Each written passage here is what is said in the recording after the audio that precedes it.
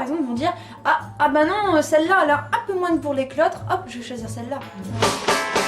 Il est très important pour elles d'avoir un corps identique jusqu'à l'énorme tatouage qu'elles se sont fait faire sur le flanc. Il y a 2 inscriptions en grec ancien, c'est marqué Didymos Einai, donc c'est le fait d'être jumeaux. Ou jumelles. Ouais voilà, ou jumelles. C'était logique en fait qu'on ait chacune le même tatouage. C'était vraiment pour dire voilà, en plus on a marqué le fait d'être jumeaux, donc on voulait vraiment que ce soit marqué quoi, ouais. Dans la maison, elles ont chacune leur chambre, même si au final tout cela reste théorique. Dans la pratique, ça ne se passe pas vraiment comme ça. On va voir ma chambre, je l'utilise pas du tout en ce moment, donc c'est pour ça elle est très désertique on va dire. Désertique parce qu'en fait, même la nuit, les sœurs ne parviennent pas à se séparer. Elles dorment ensemble dans la chambre d'Émilie. Donc ici c'est ma chambre, enfin c'est là où maintenant Lise elle dort aussi parce que souvent on a une chambre pour deux. C'est un peu nul d'avoir chacune une chambre plutôt, c'est triste. Moi aussi j'aime bien être dans la chambre d'Émilie parce qu'il y a tout.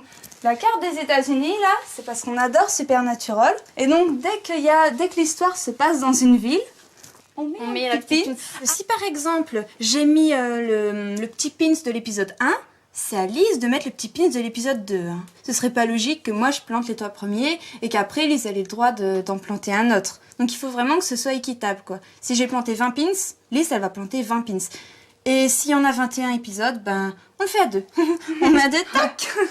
Des exigences au quotidien que les deux sœurs ne vivent pas du tout comme une contrainte. Les gens qui n'ont pas de jumeaux, ils n'ont pas de chance quoi. Nous, on trouve que c'est vraiment une chance et c'est pour ça on remercie notre mère de ne pas nous avoir séparés dès la crèche ou dès la maternelle, de nous avoir habillés pareil jusqu'au collège hein, quasiment, même au lycée. Ouais, je vais vous faire bouger. Une maman qui a toujours du mal, encore aujourd'hui, à savoir laquelle est Émilie et laquelle est Lise. Un grand sourire. On change ? Ouais. Changer. Ben, j'arrive généralement à les reconnaître, mais il faut quelques secondes quand même. Parce que comme elles ont la même allure, la même façon de marcher, c'est pas toujours évident. Au téléphone, je reconnais pas leur voix.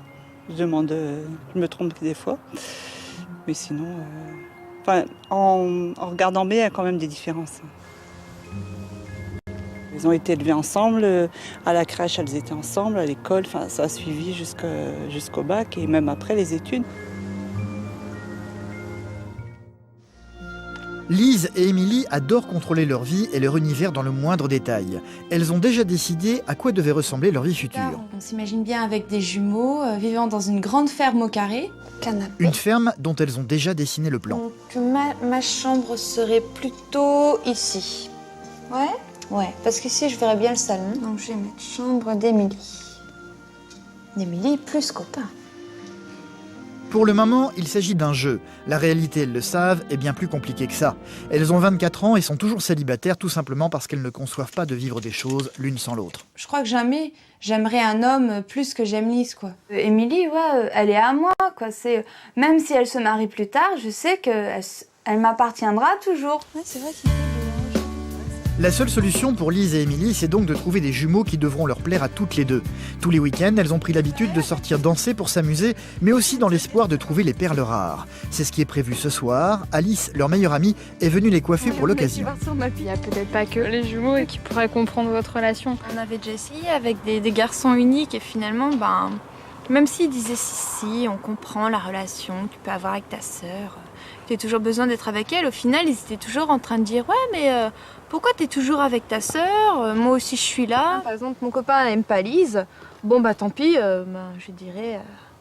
c'est pas ce que je recherche. Hein. Mais si tu es persuadé que c'est l'homme de ta vie, mais qui s'entend